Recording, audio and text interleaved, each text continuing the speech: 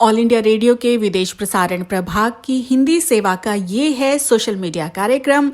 स्वीकार कीजिए नीलम मलकानिया का प्यार भरा नमस्कार। स्वागत आप सभी का। हमेशा की तरह इस एपिसोड में भी हम आपके लिए लेकर आए हैं कुछ संदेश, कुछ जानकारियां। बने रहिएगा हमारे साथ। ऑल इंडिया रेडियो की ये हिंदी सेवा है। अब आप मुनीश शर्मा से समाचार सुनिए। भारत में 1,24,095 लोग कोविड-19 के संक्रमण से मुक्त हो चुके हैं। पिछले 24 घंटे में 4,802 रोगी पुनः स्वस्थ होकर अस्पताल से घर लौट आए हैं। भारत में संक्रमण मुक्ति की दर अभी 48.36% है। स्वास्थ्य विशेषज्ञों का कहना है कि रोगी प्रतिदिन लगातार स्वस्थ होते जा रहे हैं। देश के नो कंटेनमेंट जोन्स में आज से शॉपिंग मॉल, रेस्तरां, होटल और उपासना स्थल आदि को खोलने की अनुमति दी गई है और ये जगहें निर्देशों के अनुसार खुल रही हैं। जम्मू और कश्मीर के शोपियां जिले में एक मुठभेड़ के दौरान सुरक्षा बलों ने 4 आतंकियों को मार गिराया है, जबकि इससे पहले रेबान गांव में रविवार को सुरक्षा बलों ने हिजबुल मुजाहिदीन के 5 आतंकियों को मारा था। मुंबई स्थित एशिया की विशालतम झोपड़पट्टी धारावी में संक्रमण की दर में कमी आई है और पिछले 6 दिन में संक्रमण से कोई मौत भी नहीं हुई है। समुद्री चक्रवात अम्फान के कारण पश्चिम बंगाल के सागर द्वीप में जीवित जीवाश्म हॉर्सशू क्रैब का आशियाना नष्ट हो गया था। अब वन अधिकारी इस जीवाश्म बस्ती को फिर से बसाने का प्रयास कर रहे हैं। 19 जून को राज्यसभा की 18 सीटों के लिए चुनाव होंगे। आंध्र प्रदेश से 4, गुजरात से भी 4, मध्य प्रदेश और राजस्थान से 3-3, झारखंड से 2 व मणिपुर और मेघालय से 1-1 सीट के लिए मुकाबला होगा। दवा कंपनी एस्ट्राजेनेका के मुताबिक कोविड-19 के लिए वैक्सीन आगामी सितंबर तक तैयार हो जाएगा। 2 अरब खुराक तैयार की जाएंगी। भारत वैश्विक वैक्सीन संबंधी गठबंधन को $15 मिलियन देने का संकल्प व्यक्त कर चुका है। मिनीपोलिस नगर परिषद ने स्थानीय पुलिस विभाग को भंग करने का निर्णय लेते हुए जन सुरक्षा की नई व्यवस्था बनाने का निश्चय किया है। एक अश्वेत व्यक्ति जॉर्ज फ्लॉयड की मौत पुलिस के हाथों होने के बाद शहर में बड़े पैमाने पर विरोध प्रदर्शन देखने को मिला था। उधर न्यूजीलैंड में कोरोना वायरस का अंतिम मरीज भी अब ठीक हो चुका है और न्यूजीलैंड को आधिकारिक रूप से कोविड-19 से मुक्त घोषित कर दिया गया है। पिछले 12 दिन में इस रोग से पीड़ित किसी भी व्यक्ति को अस्पताल में भर्ती नहीं करना पड़ा है। और इसके साथ ही ये समाचार बुलेटिन समाप्त हुआ।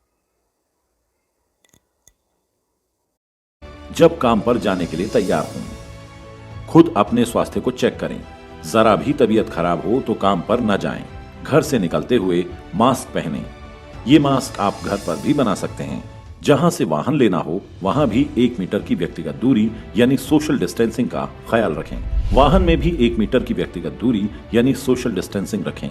यदि आप 2 व्हीलर से सफर कर रहे हैं तो केवल अकेले सफर करें और यदि आप गाड़ी में सफर करते हैं तो ड्राइवर सीट के साथ वाली सीट खाली रखें और दूसरे पैसेंजर पीछे बैठें। कार्यस्थल पर प्रवेश के समय भी 1 मीटर की व्यक्तिगत दूरी यानी सोशल डिस्टेंसिंग रखें।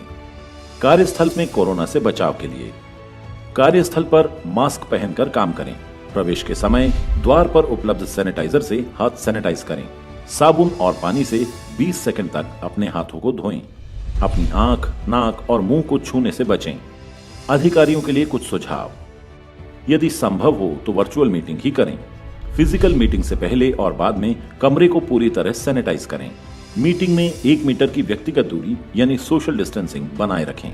मीटिंग से पहले और बाद में साबुन और पानी से 20 सेकंड तक हाथ जरूर धोएं। सामान्य शिष्ट व्यवहार यानी हाथ मिलाना आदि से परहेज करें। नमस्ते करें।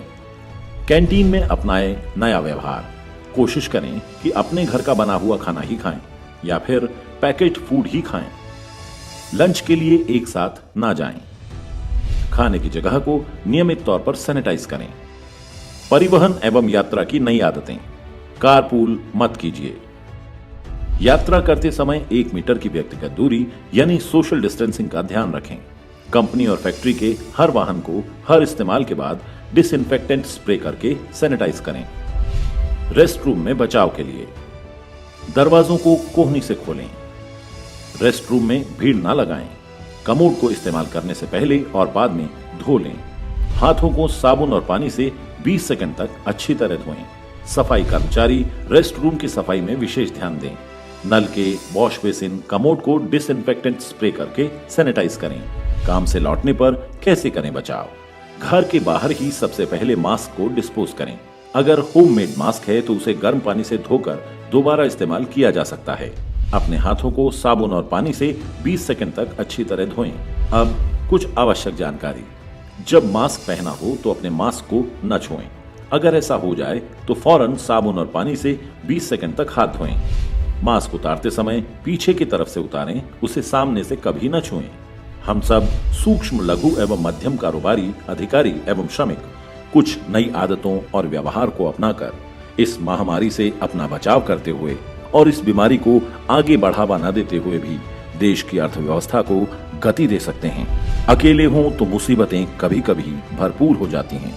जब एकजुट हो जाएं तो सारी मुश्किलें चकनाचूर हो जाती हैं।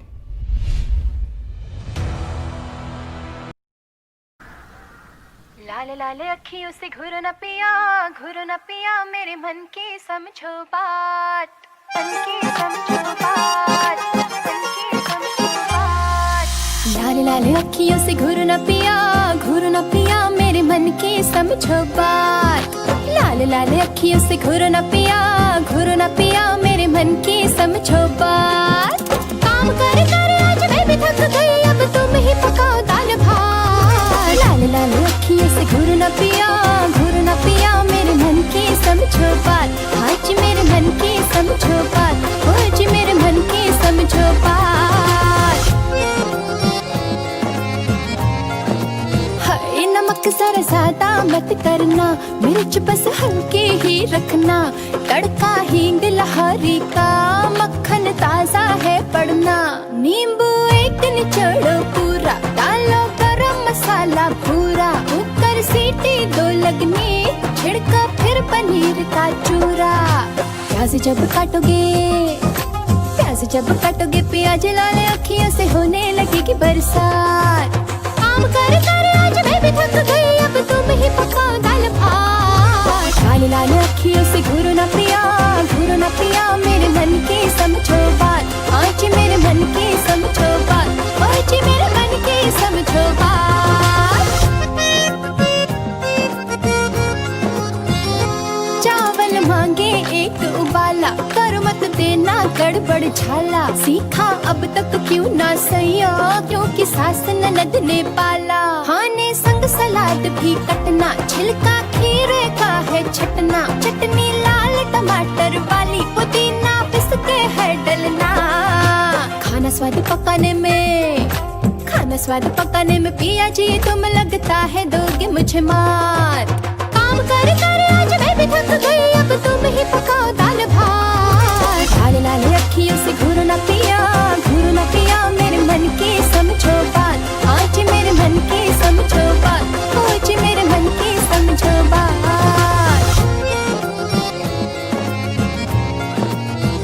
परोसा है खाना सजनी, चख कर देखो तो चटनी। बात में घुला है मेरा दिल, चखो तो डाल जरा मखनी। कैसा बना है बतलाओ, अरे देखो यूं ना मुस्काओ। अजी दाल हो तुम, भात हूँ मैं, मेरे हाथों से खाओ सजनी। कभी पकाओ तुम, कभी पकाऊं मैं। हाँ कभी पकाओ तुम, कभी पकाऊं मैं, अपना बना रहे साथ। काम कर कर आज तुम थक गई, लो मैंने है पकाया दाल भात। सुरमा ही अखियों से देखो ना सखी, मैंने समझ ली तेरी बात। लाल लाल अखियों से घुरो न पिया मेरे मन की समझो बात। आज मेरे मन की समझो बात, आज मेरे मन की समझो बात।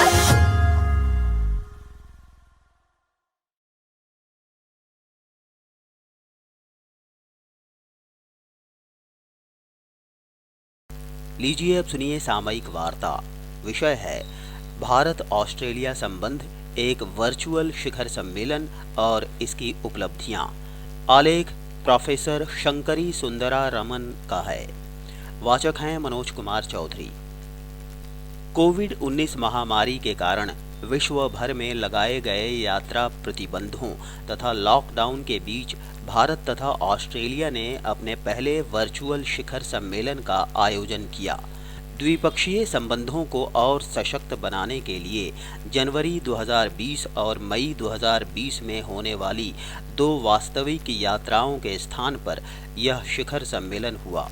इस महामारी की वजह से शारीरिक गतिविधियों पर प्रतिबंध लगने के कारण ये शिखर सम्मेलन दोनों नेताओं के बीच वर्चुअल माध्यम से संपन्न हुआ।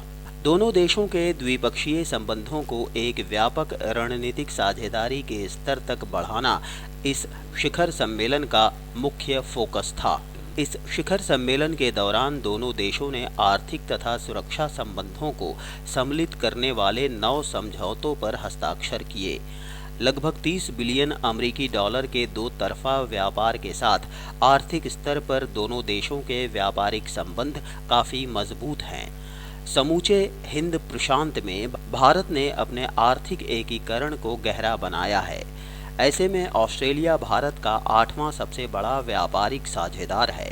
कोविड-19 की चुनौतियों को संबोधित करने के मुद्दे पर प्रधानमंत्री नरेंद्र मोदी ने इस महामारी के साथ निपटने में एक समन्वित तथा सहयोगपूर्ण व्यवहार की आवश्यकता पर बल दिया। स्वास्थ्य सेवा अनुसंधान के क्षेत्रों में सहयोगपूर्ण प्रयासों की संभावना को संबोधित करते हुए दोनों देशों ने भविष्य के स्वास्थ्य संबंधी खतरों को संबोधित करने के लिए अनुसंधान करने तथा चिकित्सा विकास को साझा करने के अवसरों का निर्माण करने पर गौर किया। इस शिखर सम्मेलन के बाद जारी किए गए साझा वक्तव्य ने इस संकट तथा इसके आर्थिक नतीजों को संबोधित करने के वैश्विक सहयोग की प्रासंगिकता का स्पष्ट संकेत दिया। सुरक्षा के स्तर पर इस शिखर सम्मेलन ने एक निर्णायक समझौते, लॉजिस्टिक्स समर्थन समझौते MLSA को अंतिम रूप दिया। सैन्य अंतर संचालनीयता को बढ़ाने पर केंद्रित MLSA सुरक्षा स्तर पर देशों के बीच की मुख्य समानताओं को संबोधित करता है। ये परस्पर समझौता लॉजिस्टिक सहायता के लिए एक दूसरे के सैन्य ठिकानों की पहुंच प्रदान करता है। हिंद प्रशांत में सुरक्षा परिकल्पनाओं के लिए ये निर्णायक समझौता है जो दोनों देशों के मिलने की एक जमीन तैयार करता है।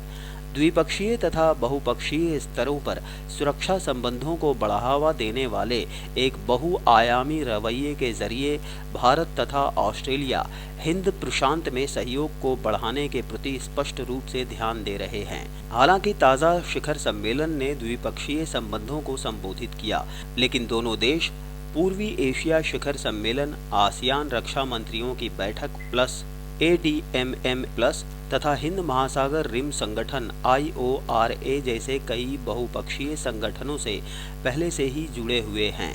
IORA के भीतर इंडोनेशिया के साथ ऑस्ट्रेलिया, भारत, जापान के हिंद महासागर पर त्रिपक्षीय संवाद ने हिंद प्रशांत में सहयोग की शक्ति को गंभीर रूप से बढ़ा दिया है। इसी प्रकार चतुर्भुज संवाद क्वाड भी हिंद प्रशांत में समानताओं को संबोधित करने पर केंद्रित है। इस शिखर सम्मेलन के बाद ऑस्ट्रेलिया के प्रधानमंत्री स्कॉट मॉरिसन के वक्तव्य ने दोनों देशों को स्पष्ट रूप से एक साथ जोड़ने वाले मूल आदर्शों पर बल दिया। उन्होंने व्यापक रणनीतिक साझेदारी के मुख्य उद्देश्यों को दर्शाते हुए सहयोग के एक नए स्तर के महत्व पर फोकस किया। सम्मेलन में इस बात पर बल दिया गया कि दोनों देशों ने अपने संबंधों को आपसी समझ, विश्वास तथा साझा हितों पर निर्मित किया है। इसका प्रत्यक्ष संकेत लोकतंत्र के साझा मूल्यों तथा कानून व्यवस्था की समानताओं में मिला। ये द्विपक्षीय संबंधों का महत्वपूर्ण क्षेत्र है क्योंकि ये हिंद प्रशांत क्षेत्र के लिए निर्णायक एक मानक आदेश के महत्व को दृढ़तापूर्वक सामने रखने की कोशिश में है। भारत तथा ऑस्ट्रेलिया दोनों ने हाल ही में चीन के साथ अपने संबंधों में तनाव का अनुभव किया है। लद्दाख के क्षेत्रों में सीमा गतिरोध के कारण भारत चीन के संबंधों में तनाव उभरे हैं। इसी प्रकार इस महामारी की उत्पत्ति स्थान की जांच कराने की आवश्यकता का समर्थन करने के बाद चीन के साथ ऑस्ट्रेलिया के संबंधों में तनाव देखने को मिले। इस कारण दोनों देशों के बीच के व्यापार तथा आर्थिक एकीकरण के स्तर पर चीन ने कड़ी प्रतिक्रिया दिखाई। जब चीनी स्टेट मीडिया ने ऑस्ट्रेलिया को दयाहीन कहा, तब ऑस्ट्रेलिया तथा चीन के द्विपक्षीय संबंधों में काफ़ी गिरावट आई। इन घटनाओं की पृष्ठभूमि में एक व्यापक रणनीतिक साझेदारी के लिए द्विपक्षीय संबंधों में बढ़ोतरी भारत तथा ऑस्ट्रेलिया दोनों के लिए निर्णायक है। आज हम सीखेंगे बाजार जाना। सबसे पहले नाक मुंह को मास्क या कपड़े से ढकें। प्लास्टिक की वही चप्पलें पहने जो आपने सिर्फ बाहर आने जाने के लिए रखी हैं। सामान लाने के लिए प्लास्टिक की बाल्टी और साथ में 70% अल्कोहल वाला छोटा सैनिटाइजर रख लें। अब घर से बाहर निकलें। बाहर अनावश्यक कुछ ना छुएं। बाजार में सबसे 6 फुट की दूरी बनाकर रखें। और हाँ, एटीएम इस्तेमाल करने से पहले एटीएम का कीबोर्ड सैनिटाइज करें। पैसा निकालकर कार्ड को भी सैनिटाइज करें। खरीदे हुए सामान को बाल्टी में डालकर घर लौटें। जी हाँ, कोरोना का खतरा टला नहीं है, इसलिए हमें बाजार जाने के नए नियम सीखने होंगे। सावधानी की आदतों के साथ जीना सीखना होगा। नए नियम अपनाएंगे, कोरोना को हर दिन हराएंगे। उत्तर प्रदेश सरकार द्वारा जनहित में जारी। नमस्कार, मैं Nidhi Kalra, Banarsidas Chandiwala institute of physiotherapy, Delhi में एक भौतिक चिकित्सा के शिक्षक के रूप में कार्यरत हूँ। आज मैं इस विदेश प्रसारण की हिंदी सेवा के माध्यम से कोरोना के विषय में आप सबसे बात करना चाह रही हूँ। हम सब जानते हैं कि कोरोना हमारे फेफड़ों को ग्रसित कर हमें अत्यधिक बीमार व लाचार कर देता है, परंतु एक और शारीरिक अंग है जो इससे ग्रसित हो रहा है। वह है हमारा मस्तिष्क, जो सर्वाधिक तनाव की स्थिति में है। हम सब भले ही शारीरिक रूप से स्वस्थ हों, परंतु तनाव हमारे रोग से लड़ने की क्षमता को कम कर देता है। इसीलिए हमें इस संक्रमण को रोकने के उपायों के साथ साथ सकारात्मक सोच भी रखनी चाहिए, अन्यथा हम ही नहीं हमारे बच्चों पर भी इसका नकारात्मक प्रभाव पड़ सकता है। हमारा व्यक्तित्व हमारे बचपन की नींव पर आधारित होता है, इसीलिए यह हमारा कर्तव्य है कि इस नकारात्मक समय में हम अपने बच्चों पर विशेषकर ध्यान दें। इस विषम समय में हम जैसे इस कठिन परिस्थिति का सामना करेंगे, वही हमारे बच्चे भी हमें देखकर सीखेंगे। इसीलिए मेरा सभी श्रोताओं से अनुरोध है कि इस परिस्थिति का मुकाबला करने में एक सकारात्मक आदर्श बने, हीन भावनाओं से ग्रसित ना हों तथा व्यायाम को भी अपनी दिनचर्या का एक अहम हिस्सा बनाएं। व्यायाम करने से हमारा मस्तिष्क एवं शरीर दोनों ही स्फूर्तिशील एवं स्वस्थ रहते हैं। यह हमारी मांसपेशियों को स्वस्थ रखता है और शरीर में खून के बहाव को बेहतर करता है, जिससे हमें तनाव रहित रहने में सहायता मिलती है। व्यायाम हमारे रक्तचाप व वज़न को भी नियंत्रित करता है, शरीर व मस्तिष्क की ऊर्जा को बढ़ाता है और हमें इस महामारी से लड़ने में सक्षम करता है। आशा करती हूँ कि हम इन छोटी छोटी बातों को, जो कि बहुत महत्वपूर्ण हैं, का ध्यान रखेंगे व कोरोना के विरुद्ध इस जंग में विजयी होंगे। धन्यवाद।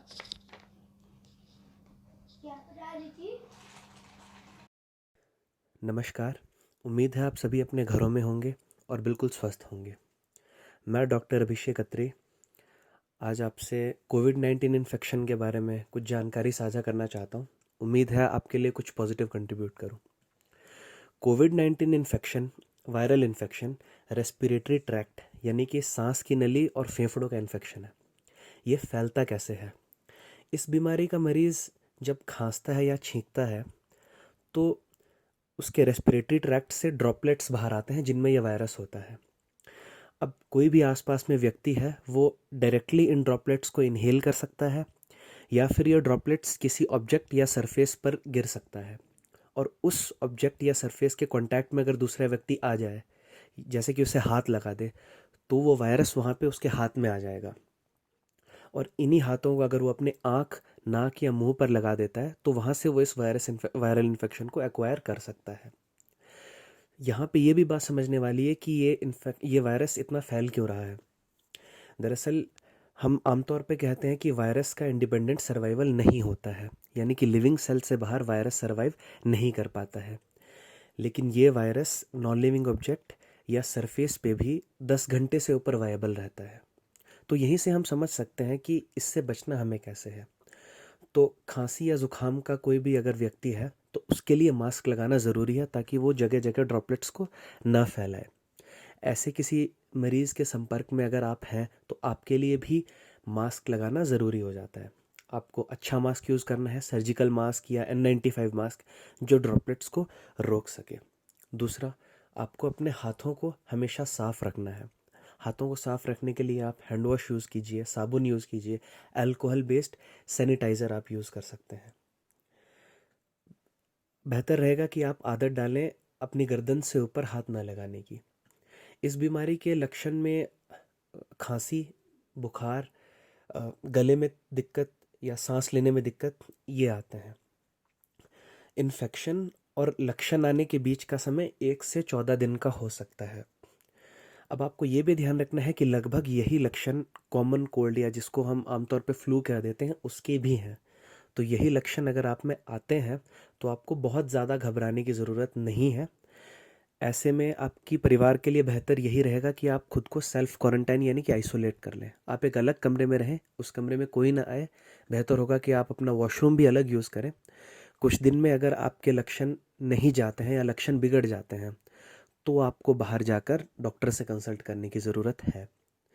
अनावश्यक तौर पे आपको बाहर नहीं निकलना चाहिए। आपका बहुत बहुत धन्यवाद। Stay home, stay safe. आज हम सीखेंगे कहीं बाहर से आने के बाद घर के अंदर कैसे जाएं। घर का दरवाजा ना छुएं। दरवाजा खोलने के लिए किसी को घर के अंदर से बुलाएं। बाहर से लाया सारा सामान दरवाजे के पास या किसी अलग जगह पर रख दें। अब सीधे बाथरूम जाएं। हाथ और मुंह को 20 सेकंड तक साबुन से धोएं। अगर भीड़ भरी जगह पर गए हो तो कपड़ों को डिटर्जेंट घोल में डुबोकर अच्छे से नहा लें। बाहर वाली चप्पल भी साबुन से धो लें। जी हाँ, कोरोना का खतरा टला नहीं है, इसलिए हमें बाहर से घर के अंदर आने के नए नियम सीखने होंगे। सावधानी की आदतों के साथ जीना सीखना होगा। नए नियम अपनाएंगे, कोरोना को हर दिन हराएंगे। उत्तर प्रदेश सरकार द्वारा जनहित में जारी। कार्यक्रम आपको कैसा लगा हमें जरूर बताइएगा esth.radiomail@gmail.com पर। अपना ध्यान रखिए, अपने परिवार का ध्यान रखिए। अगले अंक में हम फिर हाजिर होंगे। अब मुझे यानी नीलम मलकानिया को दीजिए इजाजत। नमस्कार।